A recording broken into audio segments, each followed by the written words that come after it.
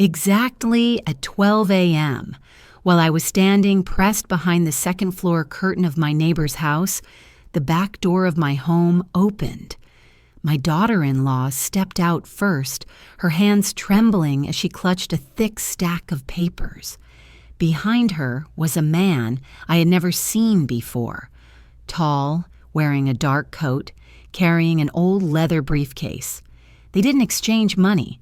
They exchanged documents. Then the two of them quietly walked toward the shed where my husband had worked for 30 years. My heart began to race because they thought I was hundreds of miles away. But the truth was, I had never left this town. And in that moment, I understood. They weren't just betraying me. They were preparing to erase me from my own life. If you're still listening, tell me where you're watching from. Every comment you leave is another mark in this journey. And if this story has touched you, don't forget to hit like so it can reach even further. I had to grip the windowsill just to stay upright. My knees were shaking, not from the cold, but from a raw, primal fear rising from deep in my stomach. In the dim light spilling from the back porch, I could see Natalie's walk clearly. I had watched that walk for 8 years, since the day she entered my home in a pure white wedding dress, holding my son's hand.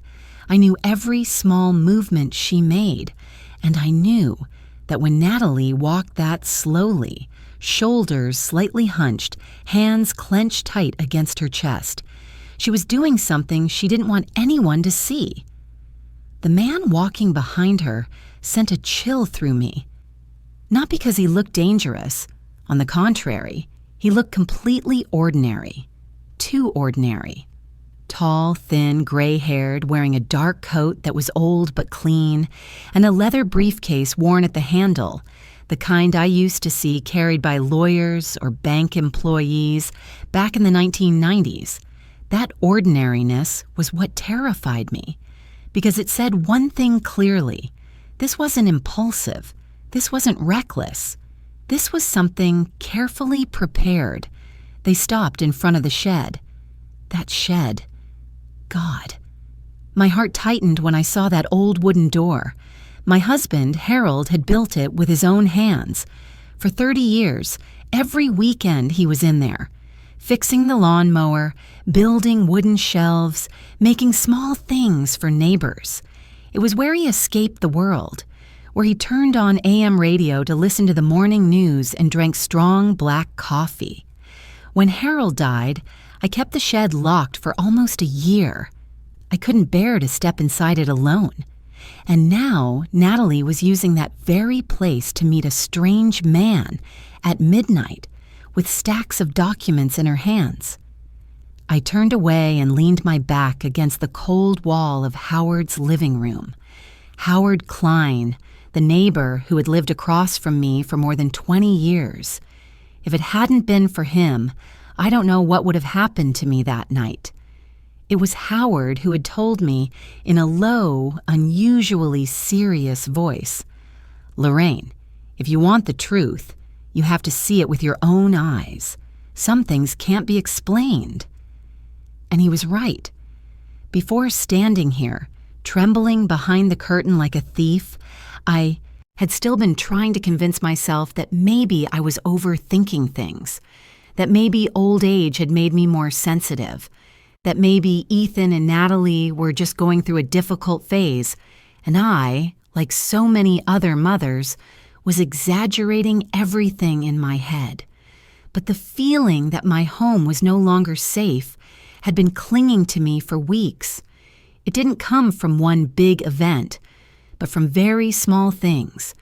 Things that, if I described them, people might laugh and say I was paranoid. But I had lived 63 years. I knew when a house began to change the way it breathed. Before, I woke up every morning at 6 a.m. I made coffee in an old glass pot, one Harold had bought years ago at Sears. Ethan usually came into the kitchen a few minutes after me, hair still messy, smiling and saying, "Morning, Mom." Natalie came down later, usually after 7 a.m., neat, lightly scented with perfume. We used to have quiet but comfortable breakfasts. Then everything changed. Ethan started coming down later. Some mornings I didn't see him until I had already finished cleaning up. Natalie began whispering to Ethan in the living room. Every time I walked in, the conversation stopped immediately. Ethan looked down at his phone. Natalie smiled, a smile so stiff it felt like a mask. I started noticing my son's eyes. He no longer looked straight at me the way he used to. He avoided my gaze, as if he were afraid I might read something there. And then there was the room, my old bedroom with Harold. After he passed, I had cleared it out, leaving only a few memory boxes and a wooden cabinet. That room had always been open, until one day I realized the door was locked. At first I said nothing. I just stood there, my hand resting on the cold lock, a new lock, not the old one. "Oh, that room?" Natalie said when I asked. "We locked it because it's damp, Mom. We didn't want your things getting moldy." Her voice was too quick, too smooth, as if she had practiced the answer. I nodded, but inside, a cold stone dropped. Then there were the nights I heard noises, not loud, not clear, just soft footsteps, a door opening and closing. Some nights I heard the faint sound of a suitcase rolling across the wooden floor. When I stepped into the hallway, everything was silent, as if nothing had happened. I began to wonder if I was imagining things. That was why the idea of pretending to visit my sister came to me. It made me feel both ashamed and relieved. I hated lying to my son, but I hated even more the feeling of being pushed aside, treated like someone no longer clear-headed enough to understand what was happening in her own home. I told Ethan and Natalie I was going to Spokane to visit my sister for 1 week. I kept my voice casual. I even joked that I needed a change of scenery. Their reaction made my heart tighten. Ethan looked up too quickly. His eyes lit up for a split second. Then he caught himself. Natalie smiled. A wide, bright smile, far bigger than necessary. "That's wonderful, Mom," Natalie said. "You should take a little rest." Ethan nodded again and again. "Yeah, Mom. We'll take care of everything here." The way he said everything kept me awake all night. I packed my suitcase in front of them. I called my sister right there in the living room. I let them hear me talk about bus times, about how long I'd stay. I played the role of a slightly scatterbrained old mother so well that even I felt uncomfortable. Ethan insisted on driving me to the bus station. He wanted to be sure I left. I let him drive me. I hugged him. I looked into my son's eyes, the eyes I had looked into since the day he was born, and I saw no guilt, only urgency. I didn't get on the bus. I waited until Ethan left, then took a taxi back. Howard was already waiting. He didn't ask many questions. He just opened the door, led me upstairs, and pulled the curtain closed. "You need to see," he said again. And now I was seeing. Natalie and the man had gone into the shed. The door closed. A dim light turned on inside, shining through the dusty window. I saw shadows moving. I couldn't hear what they said, but I saw Natalie hand the stack of papers to the man. He flipped through each page, nodding slowly. That wasn't the scene of a cash exchange. That was the scene of an agreement. A naked fear squeezed my chest. Not fear of losing money, not fear of being used, but something deeper, darker. The fear of being erased, decided for, treated like a burden that needed to be handled. Howard stood behind me in silence. I knew he was seeing the same thing I was.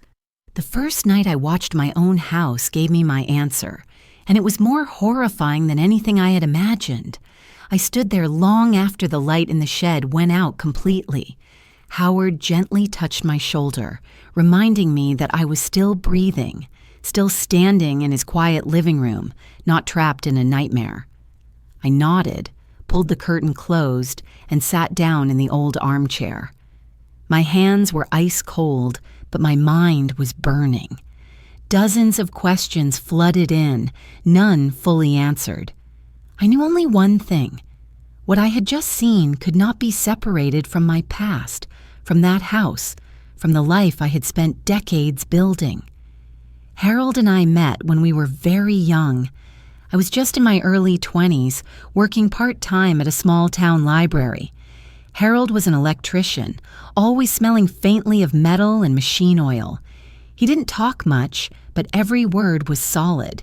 We weren't rich, we never were, but we knew we were building something lasting.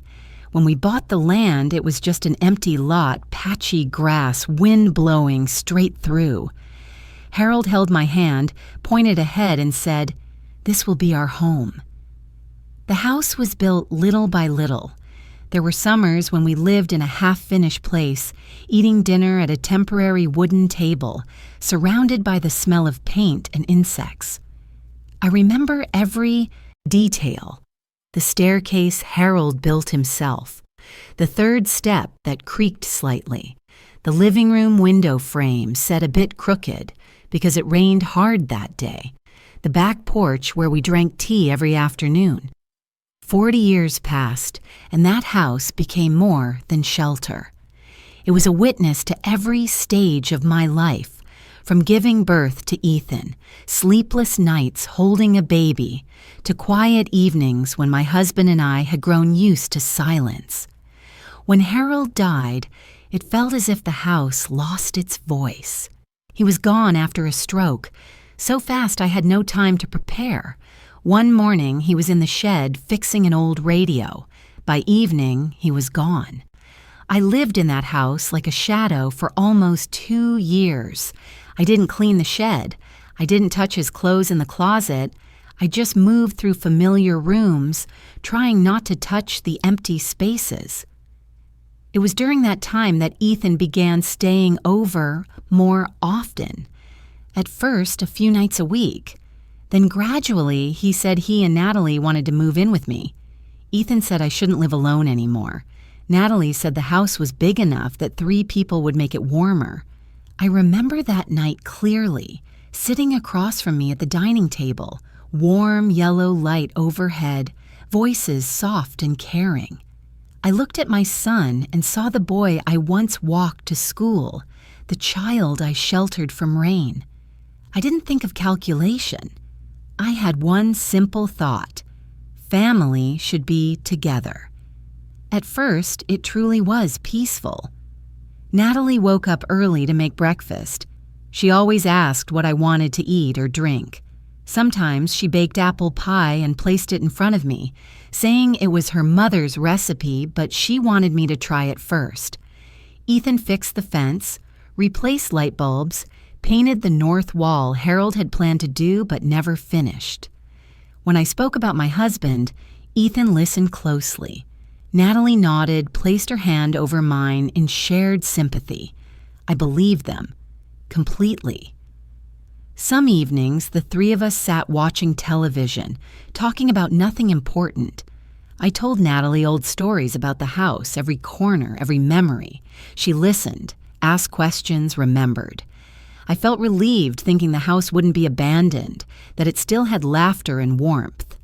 I even thought maybe this was how Harold stayed with me, through our son and his small family. But the warmth slowly changed, so gradually I didn't notice at first. There were no arguments, no harsh words, just tiny shifts. Natalie started rearranging things without asking. Familiar items were moved. Once I couldn't find the wooden box Harold made for me. Natalie said she'd put it in storage to keep the house tidy. I nodded but felt a quiet loss.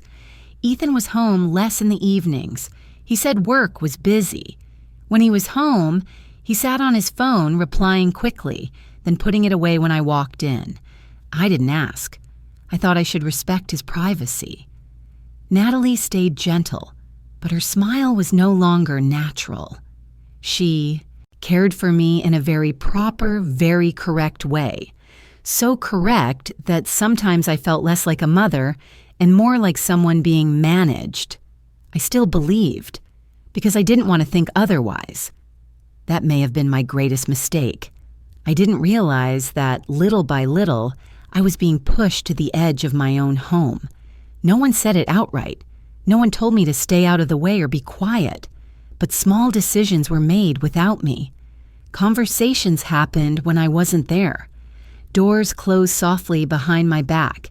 I had opened the first door to all of this with trust, a mother's trust, that her child would never harm her. That care was genuine, not a disguise. Sitting in Howard's living room that night, I saw it clearly. That 40-year-old house wasn't just being used for something I didn't understand. It had become the stage for a play where I, the true owner, had been written out of the leading role long ago. After that night, I could no longer go back to being someone who didn't know, even though I still didn't see the whole picture. I sat quietly in Howard's living room, listening to the steady ticking of the wall clock, like a borrowed heartbeat. Outside, the night wind moved through bare maple trees, brushing against the glass. I told myself to stay calm, that what I'd seen might only be part of something.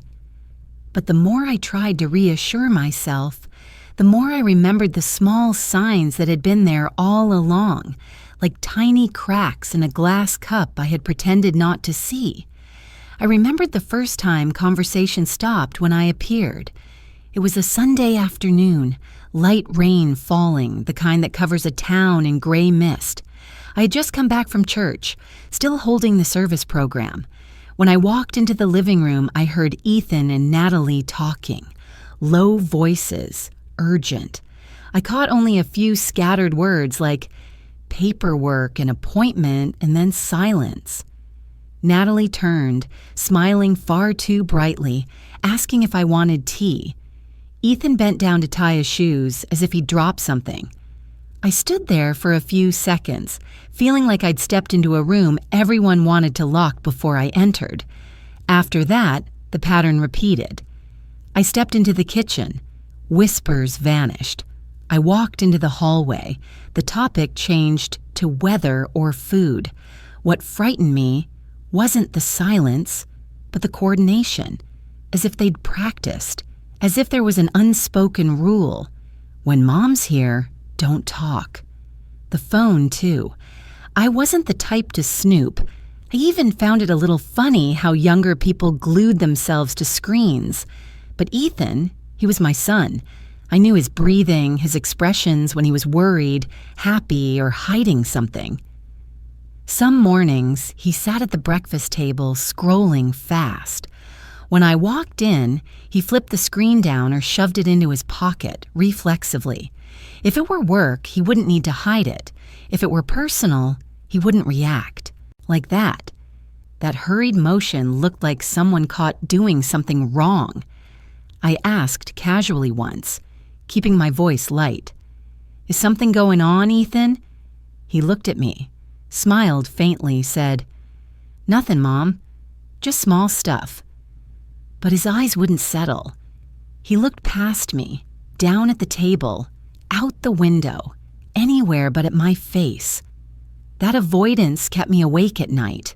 I had given birth to him, held him through fevers, watched him learn to walk and write.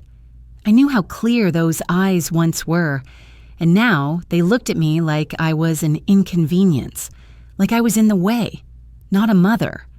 And then, the storage room. My old bedroom with Harold, the room I'd turned into a place for memories, suddenly became forbidden. The door wasn't just closed, it was locked. A new lock, shiny and cold under my fingers.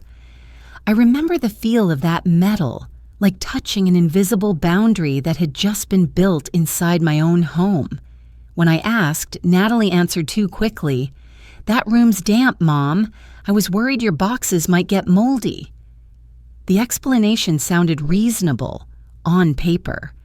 But words, no matter how polished, still have a smell. With Natalie, it smelled like haste. She wasn't speaking like someone concerned. She was blocking a door.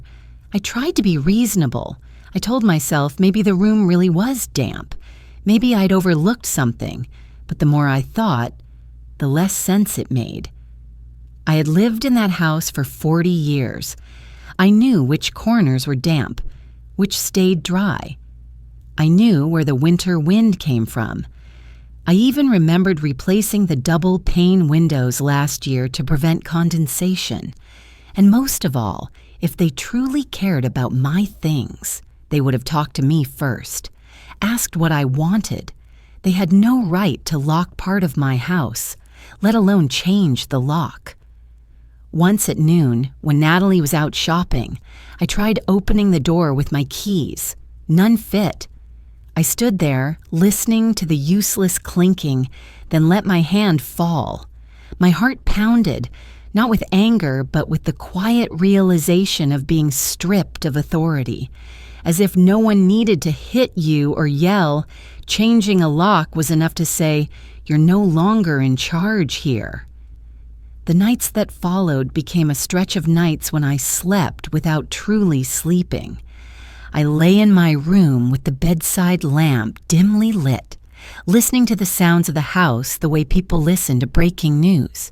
There was the soft creak of the wooden floor in the hallway, the sound of a door opening and then closing. Some nights, close to 11 p.m., I heard a very distinct sound, the rolling of suitcase wheels across the floor, very light, as if someone deliberately lifted it whenever they passed over a spot that might creak. I sat upright, my heart pounding, listening. Part of me wanted to step out immediately, turn on the lights and confront them. But another part, the part that had lived long enough to understand how cruel people can become when they are cornered, held me back. I was afraid I would step out and be met with that look of pity, the kind people reserve for an old woman who imagines things. I was afraid Natalie would smile gently and say, "You must have heard wrong, Mom." I was afraid Ethan would sigh as if I were bothering them, and most frightening of all, I was afraid they would know I was paying attention. So I stayed still. I blamed myself. I scolded myself for becoming suspicious because of my age, for reading too many stories online about ugly family situations. I told myself that the suitcase sound was probably just Natalie rearranging things, that the footsteps were probably Ethan going to the kitchen for water, but every time I tried to explain it away, a very clear feeling surfaced, one I could not silence. A mother's instinct.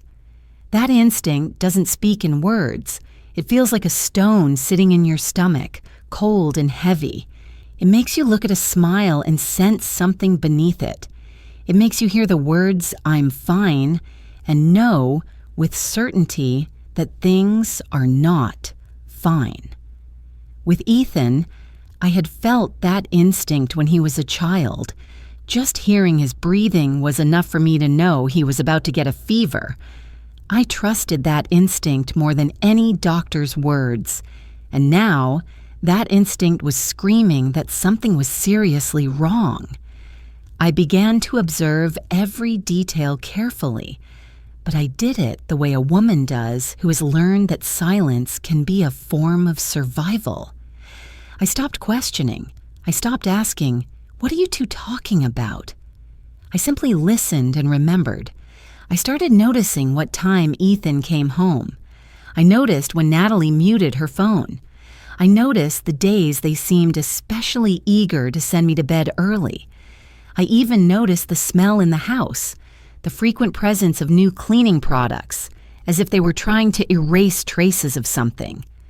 Some mornings I saw the outdoor trash bin much fuller than usual, as if a large amount of paper had been thrown away. Other days I watched Natalie carry a large bag out to the garage, walking quickly, her shoulders tense. I heard the rustling sound of paper envelopes. I didn't know what was inside, but I knew one thing. Important things were being moved, stored away, hidden. I began to feel like I was living in my own home as a guest. No one told me to leave. No one said anything cruel. But each small sign, the conversations cut short, the disappearing phone, the avoiding eyes, the new lock, the suitcase sounds at night, was enough to slowly kill my trust. Trust doesn't collapse from a single blow. It dies from hundreds of needle pricks. And when trust dies, the truth becomes sharp as a blade. Tonight, after seeing Natalie meet a strange man with documents in the shed, all those small fragments suddenly fit together into a picture I didn't want to see. I didn't dare say it out loud because even admitting it made my throat tighten. I looked out the window once, more, even though I knew the light was off, even though I knew I would see only darkness and still trees. Howard stood beside me, his voice low. "You see now, Lorraine. You weren't imagining it." I nodded slightly, because from that moment on, I understood I had crossed a line. I was no longer just a mother hoping for peace in old age. I had become a woman who had to protect herself, with wide open eyes, a sharp memory, and a cold patience I never thought I possessed. I didn't take my eyes off my house for the rest of that night. After the light in the shed finally went out, Natalie returned to the house through the back door, her steps quicker than when she left, as if she wanted to erase her own tracks. The door closed very softly, almost without a sound. Then everything sank into silence. Silence so deep I could hear my own heartbeat in my ears. I thought it might have been a one-time thing, that somehow, in a way I didn't yet understand, it would end there. But my instinct, the same instinct that had robbed me of sleep for weeks, would not allow that hope. I stayed there behind the thin curtain, waiting, like a night watchman guarding my own home. And then I saw them. Close to 10 p.m. the next night, a gray sedan pulled up in front of my house. The headlights turned off immediately. 2 people stepped out, a young woman and a man in his 40s. They didn't speak loudly. The woman pulled a medium-sized suitcase, its wheels rolling over the stone walkway. The man wore a backpack, the straps pulled tight across his chest. I recognized that kind of luggage immediately, not for a short dinner visit, but for an overnight stay. Natalie opened the door before they even rang the bell. That sight made my stomach tighten, not because it was unexpected, but because of how smoothly it happened. No hesitation, no questions. Natalie smiled, tilted her head, greeting them like a host accustomed to guests. They exchanged a few brief words. I couldn't hear them, but I saw the gesture clearly. The man pulled out his wallet, took out a few neatly folded bills, and placed them in Natalie's hand. She didn't count them. She simply nodded and stepped aside, signaling them to enter. Cash. In that moment, all doubt inside me turned into something heavy and undeniable. This wasn't paperwork. It wasn't a personal connection. It wasn't a casual visit. It was cash. And Natalie accepted it with a practiced motion. Howard stood beside me, breathing quietly. I didn't turn to look at him, but I knew he was seeing the same thing. The suitcase was pulled into the house. The door closed. The living room curtain shifted slightly, then went still. A while later, I saw the light come on in the upstairs hallway. Then the light from the locked room inside the house, not the shed, the room that had once been my bedroom. I covered my mouth with my hand, not because I was about to cry, but because if I didn't, I was afraid I might scream. I had lived in that room for nearly 30 years. I knew how the light spilled from the window when the lamp was on. I knew the position of the fixture, the angle of its glow. There was no mistaking it. Strangers had been led into the room I no longer had a key to. The room that held the last things Harold left me. The the room I believed I was protecting by never entering it again. I didn't sleep that night. The next morning, I returned home before Ethan and Natalie woke up. Howard offered to come with me, but I shook my head. I needed to feel the house with my own body. I needed to see what everything looked like when daylight erased the shadows of the night before. Everything was perfect. The living room was tidy. The kitchen was spotless. The smell of freshly brewed coffee drifted through the air. Natalie stood by the stove, her hair neatly tied back, wearing a light-colored sweater. She turned and smiled at me gently, just like every other day. "Good morning, Mom. Did you sleep well?" The question made my throat go dry. I nodded and answered in a voice that surprised even me with how calm it sounded. Ethan came down the stairs, adjusting his sleeves, greeting me as if nothing had happened. No sign of unease, no tension, nothing at all. The strangers were gone. No suitcase, no backpack, no noise. The locked room sat silent, as if no one had ever stepped inside. I sat at the table, took a sip of coffee, felt the familiar bitterness spread across my tongue, and realized a cold truth. They were very good. So good that if I hadn't seen the night before with my own eyes, I would have believed everything was my imagination. Ethan talked about his work for the day. Natalie asked if I needed anything from the grocery store. They played their roles perfectly, frighteningly so. I looked at my son, the child I once believed could never lie, and understood this. They weren't hiding just one thing from me. They were living two lives under the same roof. I went back to Howard's house that night, and that night I saw them again. This time it was a different couple, a younger man with a large backpack and a blonde woman pulling a small suitcase. Natalie greeted them at the back door. Again, cash. Again, the nod. Again, the locked room. The nights that followed blurred together into an endless chain. Strangers arrived. Luggage went inside. Money changed hands. Lights turned on and off. And every morning, everything returned to normal with chilling perfection. Ethan remained the dutiful son, asking if I wanted him to fix the loose stair step. Natalie remained the attentive daughter-in-law, folding towels, wiping counters, asking about my health. I understood they were acting, and I understood that if I shattered that performance now, I would be the one who lost. Confront them? I had thought about it, many times.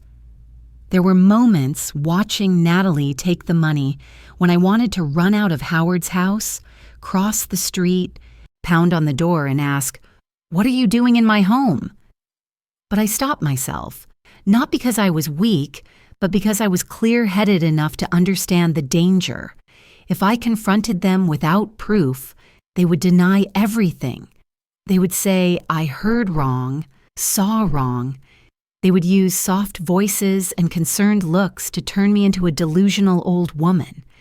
And if what they were doing was bigger than what I had seen, if behind those rented rooms there was something more, then revealing my suspicion could make them change their plan, or worse, speed it up. I needed evidence. Not one piece, not one night, but a chain that couldn't be denied. I needed to know how long they had been doing this, how many people were involved, and how they were using my house. I needed to understand the entire play before pulling back the curtain. And so, I chose silence. Silence wasn't weakness. Silence was strategy.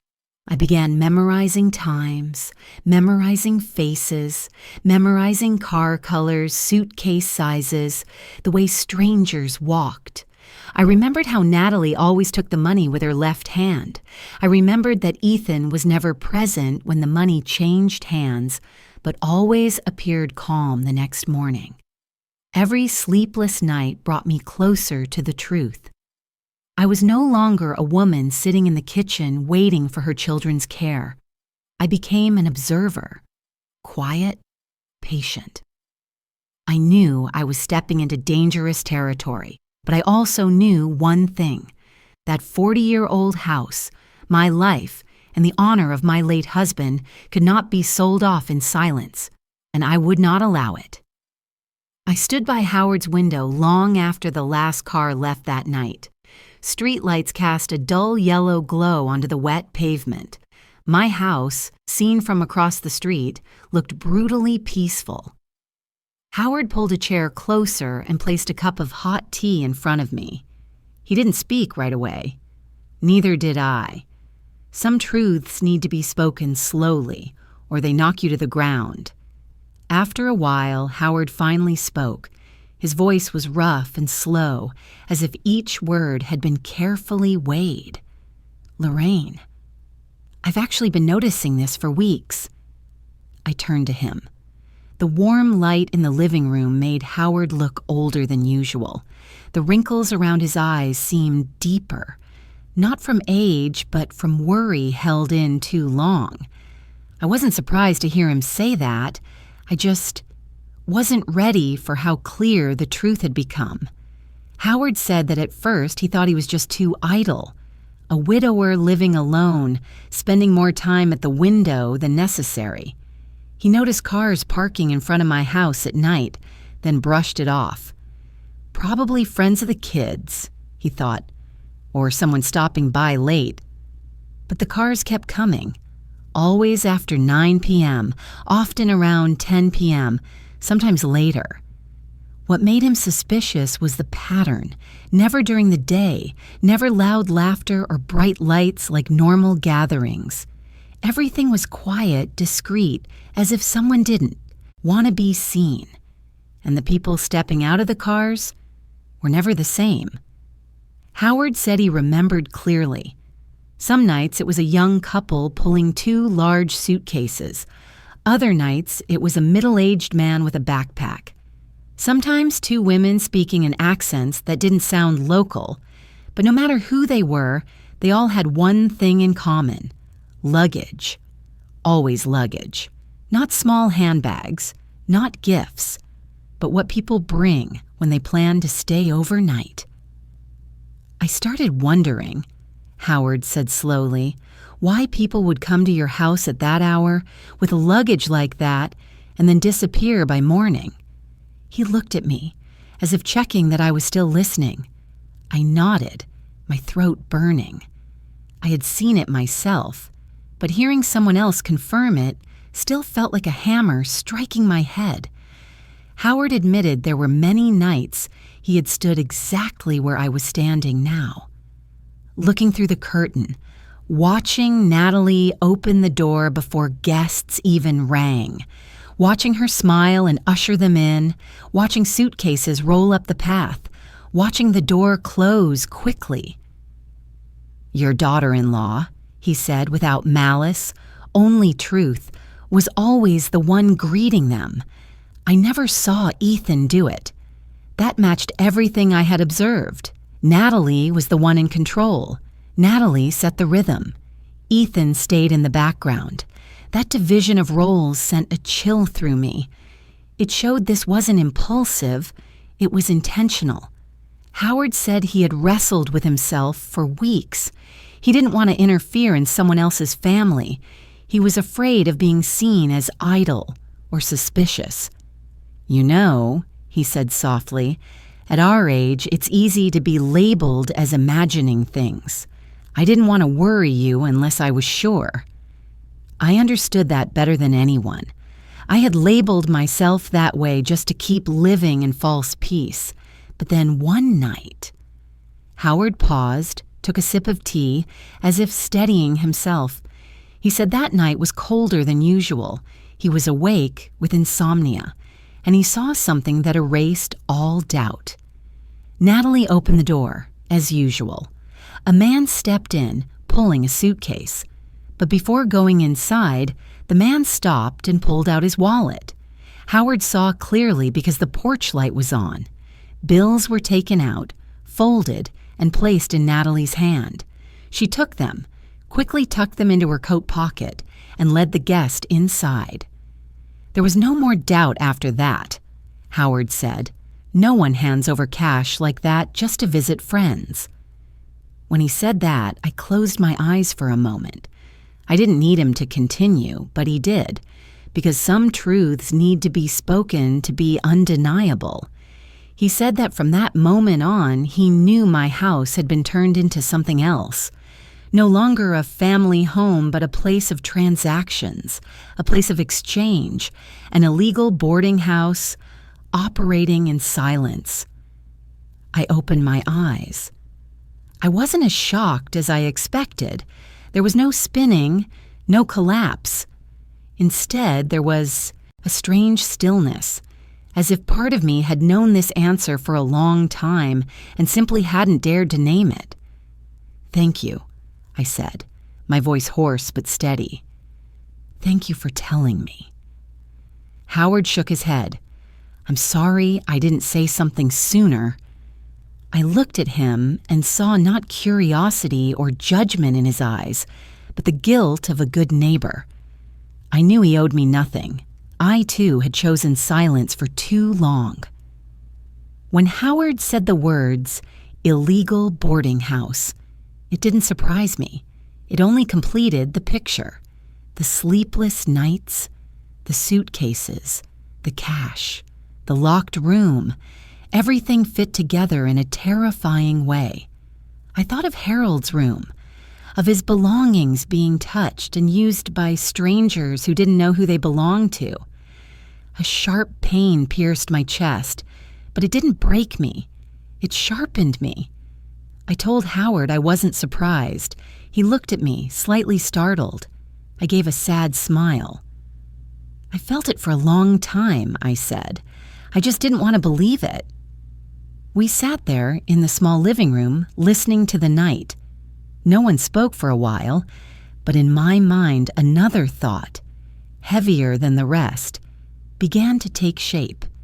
If they dared to turn my home into an illegal rental, if they dared to take cash from strangers under my roof, then what else was happening that I hadn't seen yet? I had seen enough to know this wasn't something small, but deep down I also knew that the nights of renting out rooms were only the surface. There was something behind those stacks of papers I saw in the shed, something tied to the urgency, to the way Natalie controlled everything, to the way Ethan avoided my eyes. I looked at my house again through the window. It stood there, silent, like a mute witness to everything happening inside. I wasn't shocked to learn it had been turned into an illegal boarding house. I had prepared myself for that truth, even if I didn't want it. But I also understood something that weighed even heavier on my heart.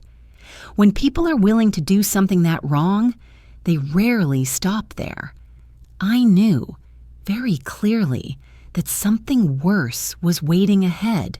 And I also knew that from this moment on, I had no choice but to face it, even if the cost might be everything I had ever trusted. The next morning, when the sunlight just brushed the edge of the kitchen windowsill, I knew it was time to take another step, not a step back, a step into a different role. I sat at the dining table, my hands wrapped around a steaming cup of coffee, trying to keep my voice as normal as possible when I said the sentence I had prepared all night. "I think I'll go visit my sister for a week." The words dropped into the quiet space like a small stone tossed into a still lake. Ethan looked up first. Natalie stopped folding towels. In a very brief moment, so brief that if I hadn't been watching them closely, I would have missed it, I saw something flicker. Not worry, not surprise, but relief, almost happiness. "Really, Mom?" Natalie asked, her voice slightly higher than usual. "Is she doing well?" I nodded. "She is. She's called a few times already, saying it's been too long since we last saw each other." Ethan set his coffee cup down and smiled at me. "You should go. A change of scenery would be good. Staying home all the time gets boring.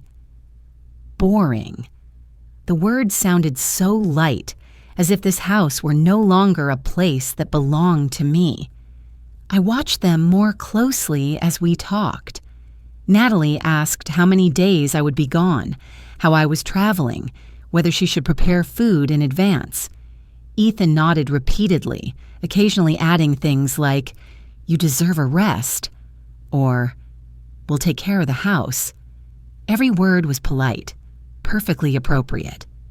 But that very perfection made my skin crawl. There was no hesitation, no questions like, "Are you okay traveling alone?" or "Should I go with you?" They wanted me to go, and they didn't hide it well enough. That afternoon, I took my old suitcase out of the closet. The brown one worn at the corners, the one Harold and I used for long trips. I placed it in the middle of the living room, opened it, and began packing. I did it slowly, deliberately. I wanted them to see. I wanted every shirt, every pair of socks placed inside the suitcase to say clearly, I am about to leave. Natalie walked past a few times, always wearing that gentle smile. "Don't pack too much, Mom. It's just a week." She spoke like a caring daughter-in-law. Ethan brought me a jacket, saying the evenings at my sister's place might be colder. I took it, thanked him, and kept packing. Inside, something ached. Not because they were helping me, but because they were helping too quickly, too eagerly, as if they were politely pushing me toward the door. That evening, I picked up my phone and called my sister. In truth, I called the voicemail of an old number I knew no one answered anymore. I spoke loudly enough for them to hear. I laughed, asked how she was doing, said I would be leaving in the morning, said I missed her. I even pretended to debate which jacket I should bring. Natalie stood in the kitchen, Ethan in the living room.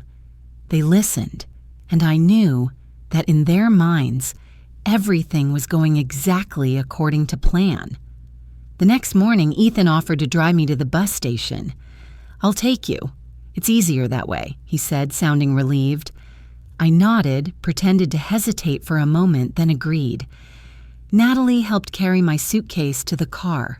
She hugged me, patted my back, and said, "Have a safe trip." That hug had no warmth. It felt like a ritual. On the way to the station, Ethan talked about small things, work, the weather, traffic. I watched my son through the rearview mirror. He focused on driving, occasionally glancing at me.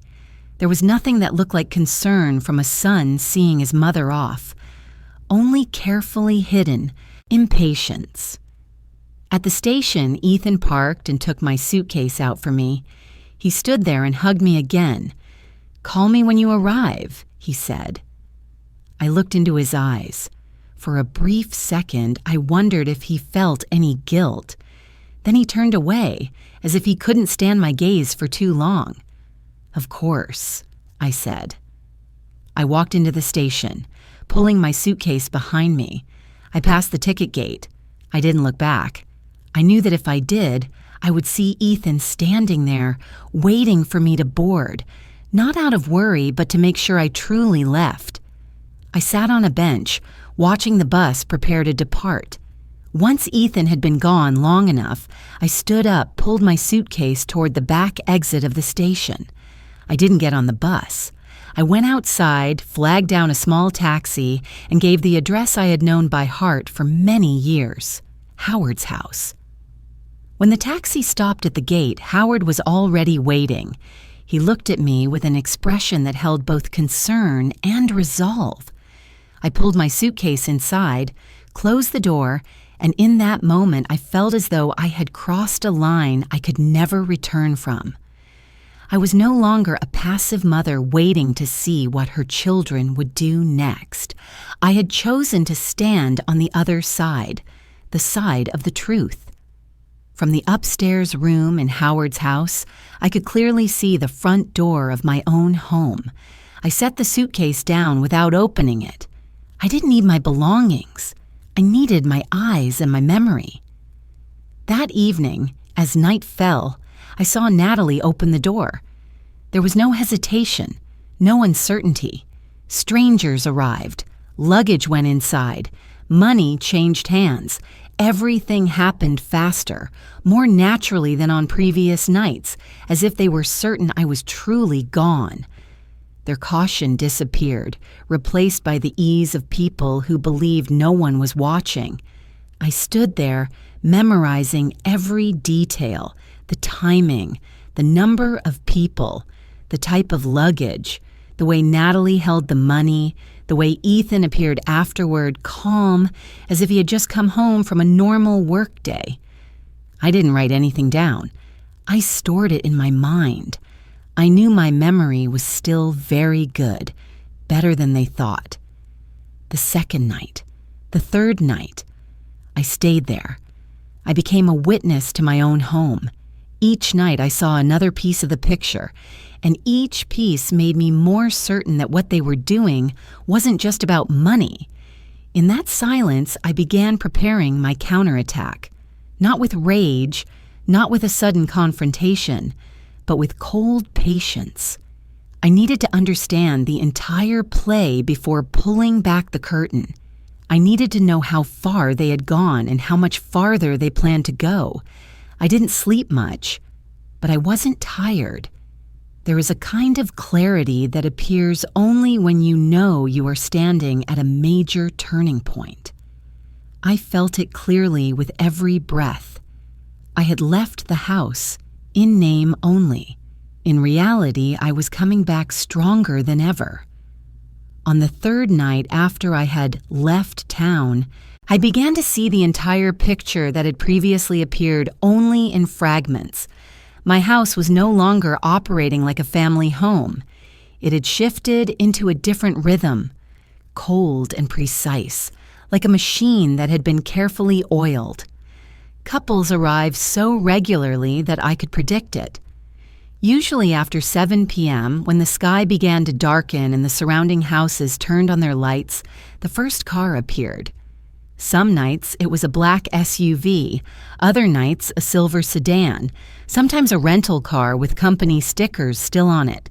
No one stayed more than one night. No one came back a second time. But the common thread never changed. They always brought luggage, and they always arrived with the cautious air of people who didn't want to be recognized. Natalie greeted them like someone completely accustomed to it. She didn't need to check her phone or look at the clock. She knew exactly when they would arrive. The door opened before the bell rang. I saw her smile, not a polite smile, but the smile of someone in control. She tilted her head, said a few brief words, then held out her hand. Cash was placed into her palm. No receipts, no questions, just smooth, unspoken understanding. I had never imagined Natalie could do this so skillfully. She led the guests inside, guided them up the stairs, opened the door to the room I had once called the safest place of my life.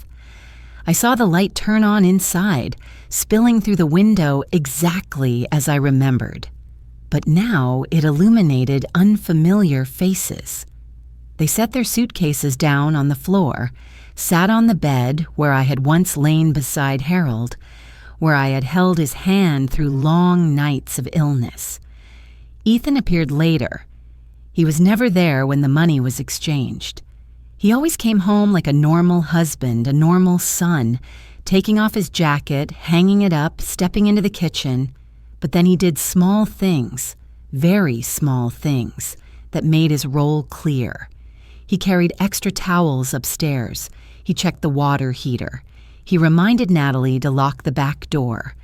Everything happened quietly, in sync, without a word needing to be explained. One night, I saw Ethan standing in the upstairs hallway speaking to a pair of guests. He smiled, nodded, pointed toward the bathroom. That gesture made my chest tighten. That was my son, playing the role of a hotel employee in the house I had spent my entire life building. I began to count, not because I cared about the money, but because I needed to understand the scale of this betrayal. For each couple, I saw Natalie take about $50 to $60. Some nights there was one couple, some nights two. On weekends, more. 3, even 4 groups. I calculated silently, number by number, the way one counts heartbeats when they know something is wrong. In a single weekend night, they could make more than $200. In a week, close to $1,000. In a month, the number jumped to a level I didn't want to think about. Thousands of dollars. Money, earned by using my house, my utilities, and worse, by violating my most sacred memories. Every time the bedroom light came on, I thought of Harold. I remembered the way he used to place a book on his chest when he dozed off. I remembered the steady sound of his breathing in the quiet night. And now, those sounds were replaced. Suitcase wheels, hushed voices, doors closing. It felt like someone was walking muddy shoes across a carpet I had spent my life protecting. The pain didn't come all at once. It accumulated. It settled in layers like dust on furniture. And then, without my noticing when it happened, that pain transformed into anger. Not loud anger, but cold anger. The kind that made my hands shake as I gripped the window railing. The kind that forced me to bite my lip to keep from bursting out of Howard's house, crossing the street, and pounding on my own front door. There were moments when I stood up abruptly. I turned, ready to go down the stairs. In my mind, I saw myself standing in the living room, looking straight at Natalie and Ethan, asking a single question. "What do you think you're doing in my house?" I imagined their faces when exposed, the panic, the confusion, maybe even pleading. Then Howard placed his hand on my arm. "Don't," he said quietly, but firmly. I turned to him, my eyes burning with anger. "They're humiliating me in my own home," I whispered. "I can't just stand by and watch." Howard shook his head slowly. "I know, but you have to look carefully. If you confront them now, they'll deny it. They'll say it's just a few friends. They'll twist the story until you're the one who seems overly sensitive. And if they're doing this, there's a good chance they're doing something else too." That last sentence stopped me cold. I looked back at the house. Natalie stood in the kitchen, laughing with a newly arrived couple. Ethan carried extra blankets upstairs. Everything ran smoothly, like a system that had been operating for a long time. Howard was right. This wasn't the moment to explode. This was the moment to observe, to remember, to accumulate. I needed to know how far they had gone. I needed to know whether what I was seeing was the bottom or just the surface of something darker. I sat back down and took a deep breath. The anger was still there, burning in my chest, but I forced it to settle, turning it into something else, sharp focus. I told myself every night they hosted guests was a night they left traces. Every dollar they took was evidence, and every memory violated was a reason I could not afford to soften. My house had been turned into a secret hotel, but I hadn't lost it. Not yet. I was still here. I could still see, and I could still remember. I thought I had already seen the worst. I believed that turning my home into a secret hotel, making money from rooms filled with memories, was the lowest point of betrayal. But I was wrong. Some truths don't reveal themselves on their own. They wait to be spoken at the right moment by someone brave enough to break the silence.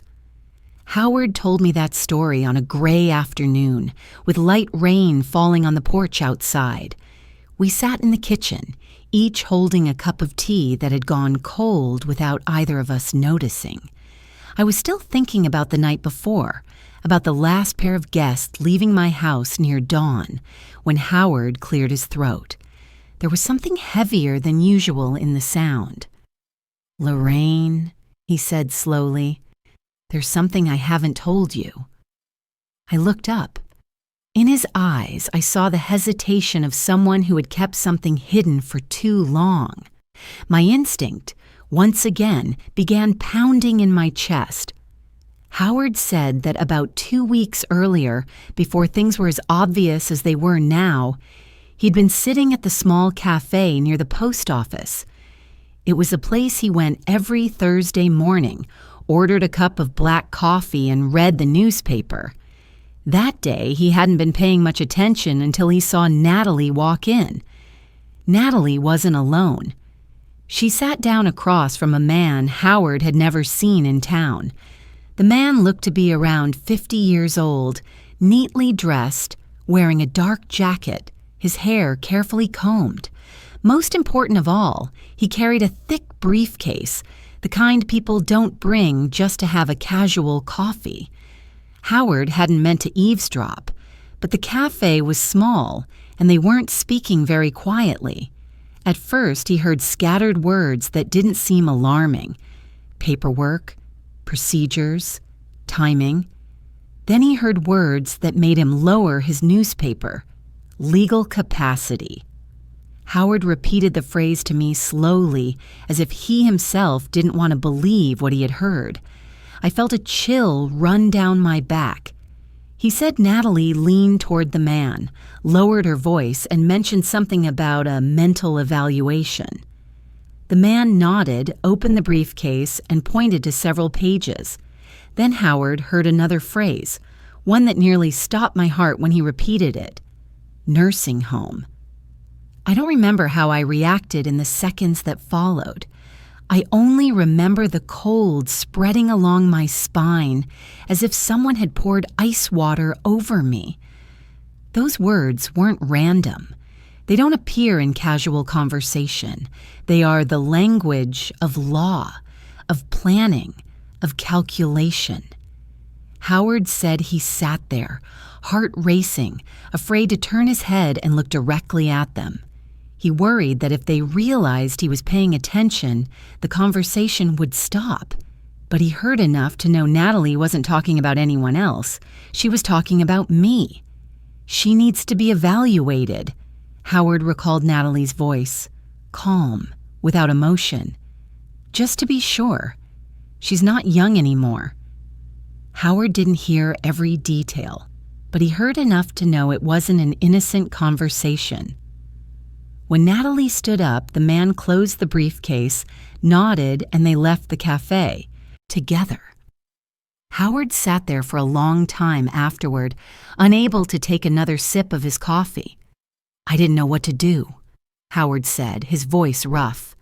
I was afraid I'd heard wrong, and I was afraid if I said something without being sure, I'd scare you. I didn't blame him. Because if I had heard that story from someone else, I might have asked myself the same question. Was I imagining things? But now, with all the pieces laid side by side, the locked rooms, the papers I saw at night, the way they pushed me out of the house, everything became brutally clear.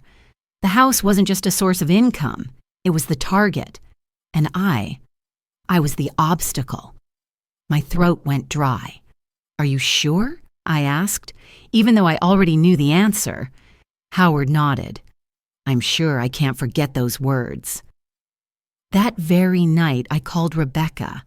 Rebecca is my lawyer and also an old friend from when I worked at the city library. Her voice on the other end of the line was as calm as ever, but when I told her what Howard had overheard, I sensed a very slight change in her breathing. Lorraine, Rebecca said after a brief silence, if they're discussing legal capacity and a mental evaluation, this is more serious than you think. She explained it to me, without rushing, without trying to scare me, but every word felt like a knife cutting through my last remaining illusion. At my age, all it takes is one unfavorable medical evaluation, even one that's manipulated or misinterpreted, and a court can consider appointing a legal guardian. And if that guardian is Ethan, your assets, Rebecca said plainly, could be legally controlled. The house, the bank accounts, medical decisions, everything. I gripped the phone tightly. But I'm completely clear-minded, I said, my voice shaking. I'm not incompetent. I know, Rebecca replied, and that's exactly why you have to act early. Because if they move first, if they build a file, prepare paperwork, create evidence, then you'll be the one who has to prove you're competent instead of them having to prove you're not. That sentence made the full danger crystal clear. This wasn't a sneaky money-making scheme anymore. This was a reversal of power. Once the legal wheels start turning, they don't stop easily. Natalie is very smart, Rebecca continued. And if she's working with someone who understands the law, someone carrying a briefcase, then they're not thinking about just a few $1,000s in room rentals. I sat silently, listening to the rain hit the window. In my mind, the image of Natalie taking cash from guests suddenly seemed small, almost trivial. That was only the first step, a way to generate money, a way to prove they were managing the house effectively, a way to prepare for something much bigger.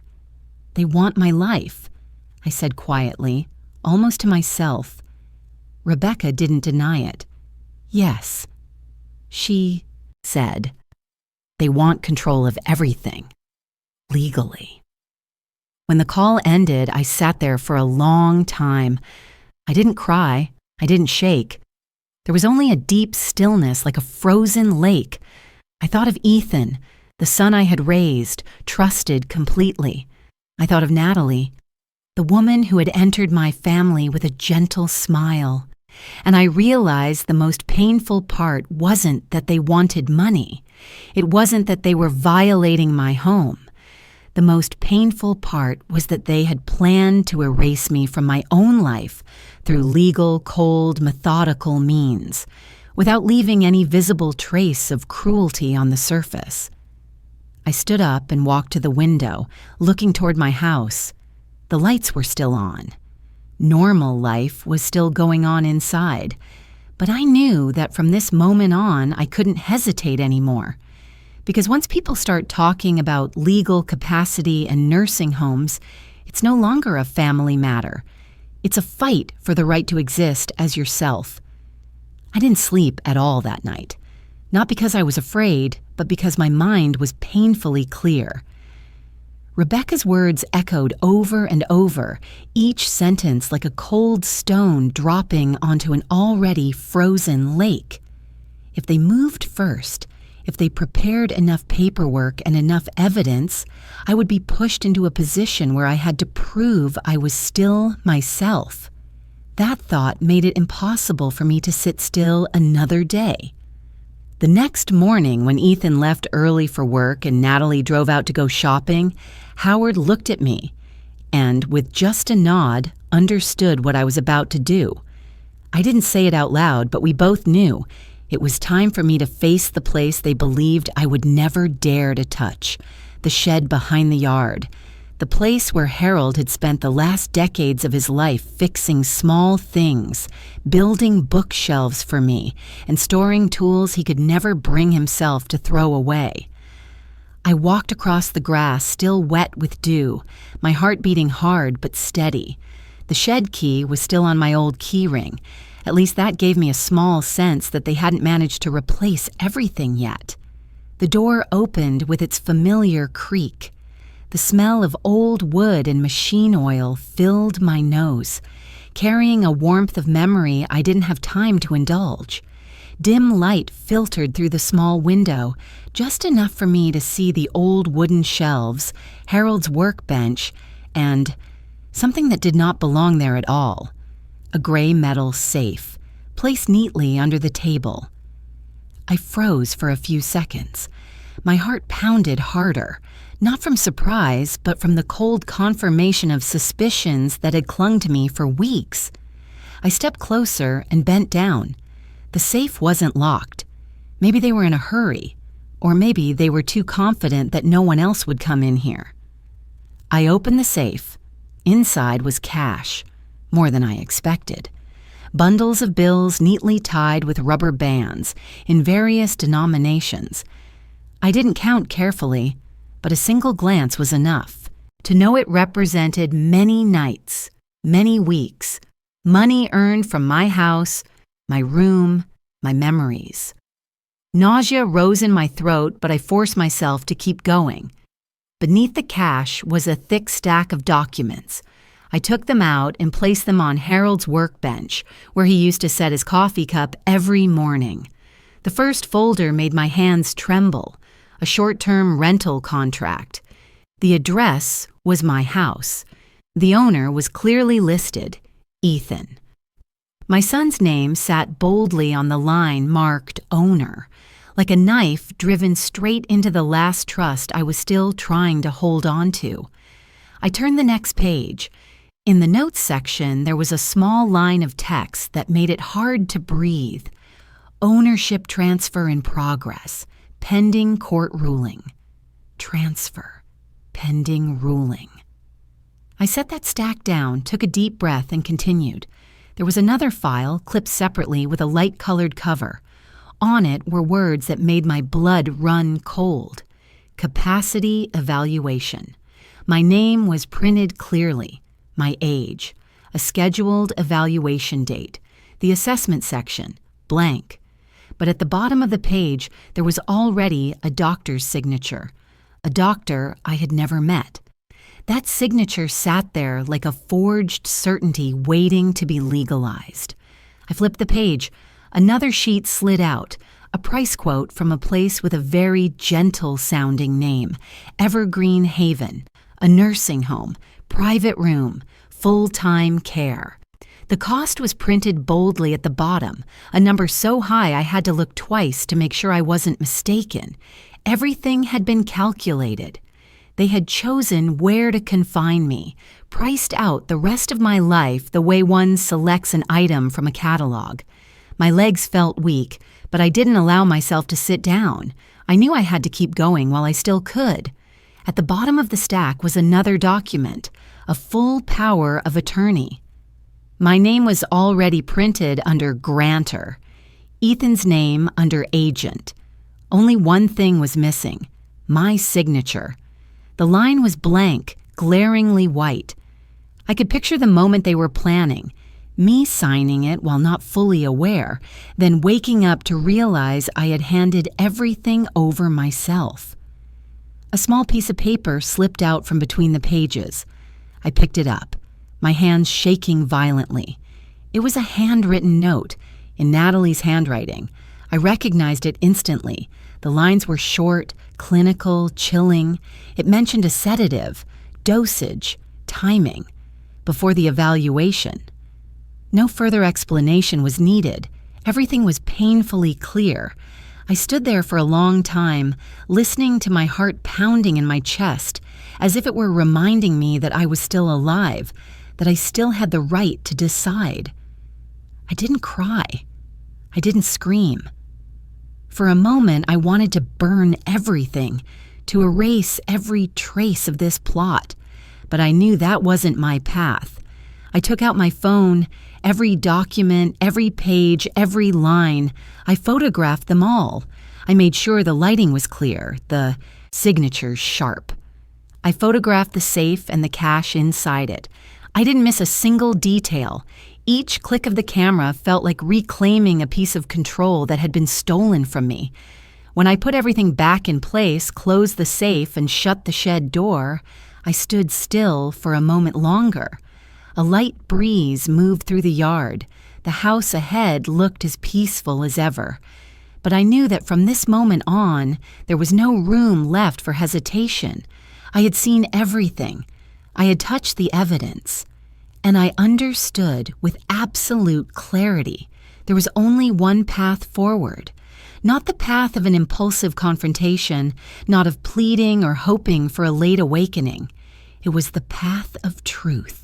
Revealed at the right moment, in the right way, to protect me from the very people who had planned to erase me from my own life. I left the shed with a strange calm, not because I was no longer afraid, but because fear had transformed into something else, cold clarity. Once you face the evidence head-on, there are few choices left: collapse or stand up and move forward. I chose the second. That same afternoon, I called Rebecca. It wasn't a panicked call. I spoke slowly, clearly, straight to the point. I told her I had found everything: the cash safe, the contracts, the mental evaluation files, the unsigned power of attorney, the note about sedatives. On the other end of the line, Rebecca was silent for a long time. When she finally spoke, her voice was no longer gentle as usual. It was sharp and steady, the voice of someone who had seen enough to know exactly what needed to be done. "Lorraine," she said, "we act now. Not one more minute of waiting." That evening, Rebecca arranged for me to see an independent doctor, someone with no ties, no connections to my family. The appointment was discreet but serious. I answered every question, completed every test, not to prove I was normal, but to create a record that could not be twisted. When the doctor signed the certificate confirming my legal capacity, I felt as if I had reclaimed a piece of territory that had been silently occupied. Rebecca didn't stop there. She immediately drafted revocation documents, revoking any and all powers of attorney, present or future. Any document that might have been signed before, if any existed, was rendered invalid. Everything was notarized, stamped, and properly filed. I signed each page, my hand steady. Every signature redrew a boundary. Then came the will. Rebecca asked if I was sure. I nodded. No tears, no hesitation. We revised the will that very night. Everything was written clearly, transparently, leaving no room for vague interpretation. I didn't do it out of spite. I did it for safety, for truth. And because I had come to understand that once family becomes a tool, it is no longer family. When all the paperwork was finished, Rebecca leaned back in her chair and looked at me for a long moment. "Now," she said, "we plan the counterstrike, not to scare them, but to end this." The plan was simple, and that simplicity was exactly what made it effective. I would return home. I would play the role of a mother back from visiting her sister, tired but content. I would change nothing. No suspicion, no probing questions. I would let Ethan and Natalie continue believing everything was unfolding exactly as they had planned. "We don't drag them into the light yet," Rebecca said. "We let them walk into it themselves." I understood. When people believe they're about to win, they become careless. The next evening I went back home. I pulled my suitcase across the threshold, took a deep breath, and rang the doorbell. The door opened quickly. Natalie stood there, her smile flawless, her eyes lighting up in a way I had once mistaken for joy. Now I knew. It was relief. "You're back," she said sweetly. "How was the trip?" "Good," I replied, smiling just enough. "She's the same as ever, loud but warm." Ethan appeared behind Natalie, looked at me, and nodded. He took my suitcase and placed it neatly in the corner. There were no probing questions, no scrutiny. They trusted me, trusted that I was still the woman they believed they could guide. In the days that followed, I lived exactly as before. I woke early, made coffee, read the paper. I asked Natalie if she needed anything from the store. I smiled when Ethan talked about work. I didn't mention the locked room. I didn't bring up the shed. I even appeared a bit more tired, as if the trip had drained me. Everything flowed so smoothly that sometimes I had to remind myself this was a performance, and they didn't suspect a thing. On the contrary, they seemed more confident. I noticed it in the brief whispers they no longer bothered to hide as carefully, in the way Natalie proactively asked if I wanted to schedule a routine health checkup, in the way Ethan talked about arranging things so Mom wouldn't have to worry so much. Those words in another context might have sounded like care, but I knew exactly what they were. They continued their plan. I knew the date and time, not because they said it outright, but because of the pieces I already had, the appointment schedule in the files, the note about sedatives, the half-veiled comments. I knew the evaluation would happen on a weekday morning. I knew they would choose a time when I was usually most groggy. I knew they had already prepared the script, from taking me there to explaining everything to outsiders. And I let them believe they were about to win. I let Natalie make me tea every evening. I let Ethan remind me to go to bed early. I even pretended to forget small things. My keys, my reading glasses, just enough to reinforce the image they were trying to build. Not too much, just enough. Meanwhile, everything Rebecca had prepared was quietly waiting for the right moment. Documents had been filed, records sealed. The people who needed to know knew. I didn't need to shout. I didn't need to run. I just needed to stand still and let the truth do its work. Some nights I lay in my old bedroom, staring at the ceiling, thinking of Harold. I wondered what he would say if he could see me now. He probably wouldn't say much. He would just place his hand over mine the way he used to and tell me I was doing the right thing. I wasn't afraid anymore. Not because the danger had disappeared, but because I had stopped avoiding it. Ethan and Natalie believed they were very close to the finish line. They believed everything was within their grasp. I let them believe that, because some traps only work when the prey walks in wearing a victorious smile. That night came sooner than I expected, not because time moved quickly, but because everything had already been set in place, waiting only for the final moment to collapse. As darkness settled, the porch lights turned on as they did every evening. I sat in my room with the door slightly ajar, clearly hearing the familiar rhythm of life downstairs. Natalie moved around the kitchen, the soft clink of dishes touching. Ethan went up and down the stairs, checking locks, checking light switches. They didn't realize that this very professionalism had become the most vivid evidence against them. There were more guests than usual. I recognized it immediately from the first sounds. Not just one couple, then a second, then a group of 3.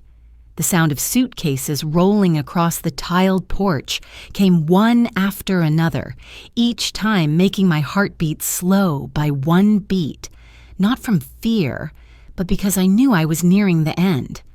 Natalie greeted them as always, her voice just friendly enough, just discreet enough. I heard soft laughter, brief greetings. Money changed hands. I didn't see it, but I didn't need to anymore. I had seen it too many times. The house was full of guests. I closed my eyes for a brief moment. This was exactly the moment Rebecca had talked about. The moment they felt most confident. The moment they believed no one was watching them anymore. And then the doorbell rang. Not the familiar chime, not the short, cautious press of a renter. This sound was firmer, longer, as if the person outside wasn't asking for permission. Natalie froze. I could clearly hear her footsteps stop in the middle of the living room. Ethan came down the stairs faster than usual. I heard his voice call out, trying to stay calm. "Yes."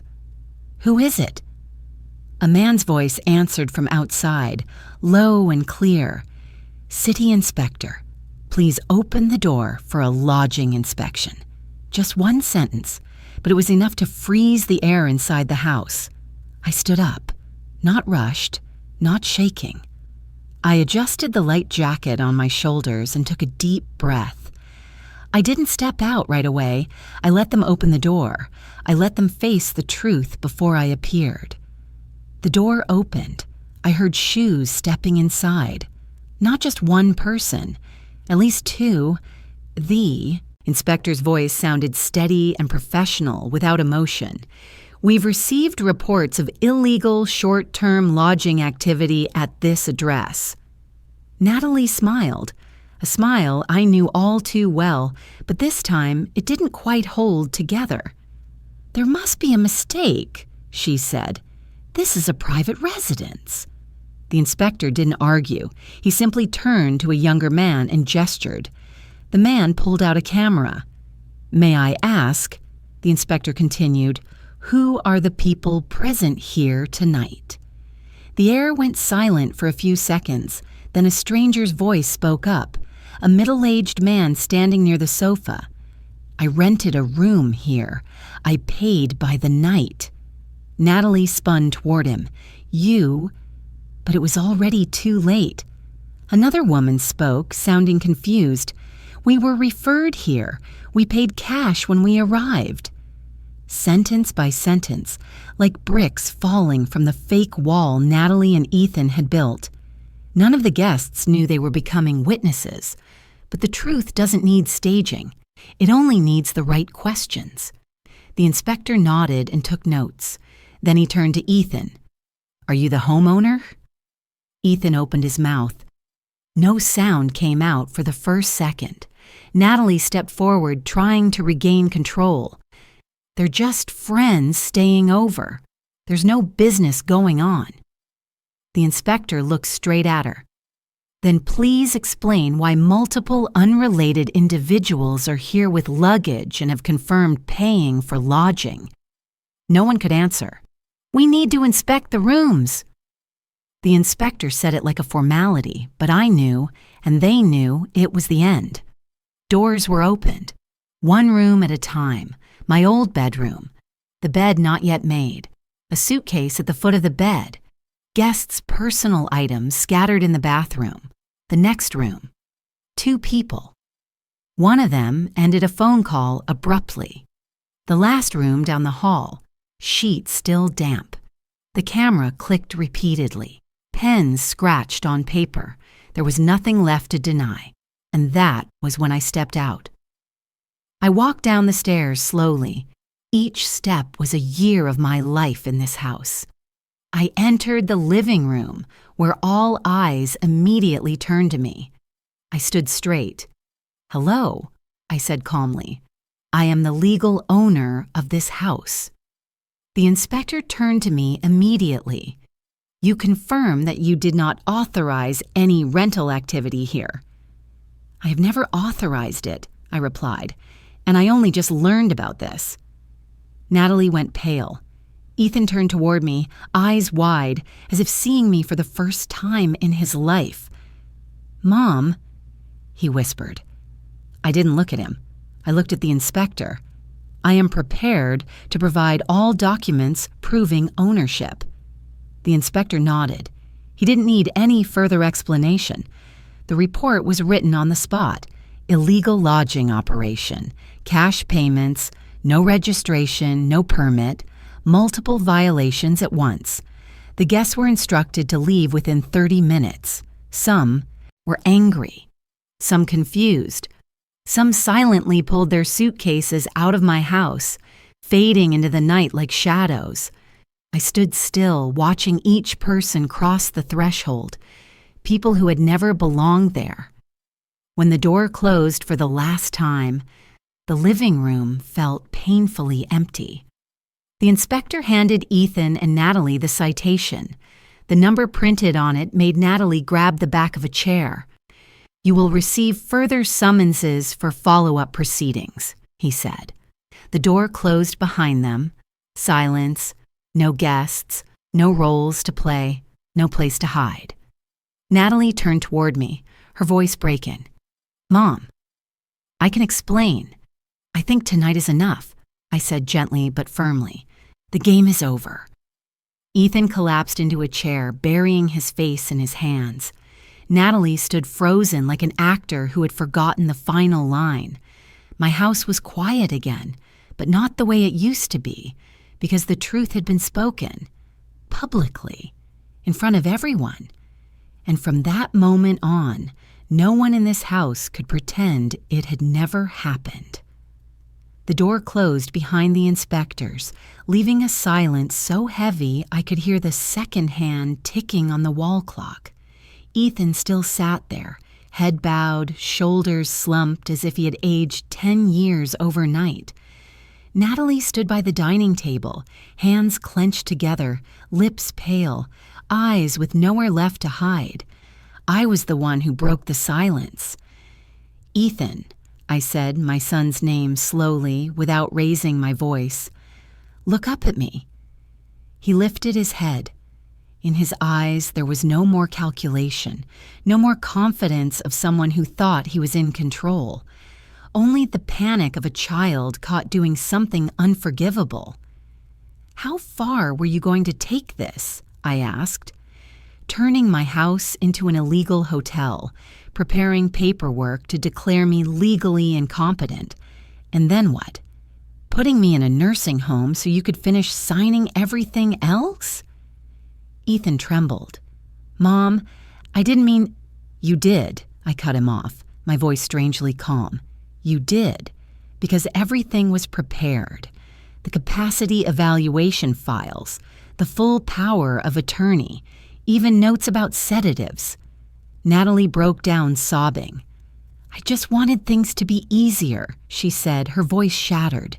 "She's old. She can't manage anymore. We were just—" "Stop," I said, turning to look at her for the first time that night.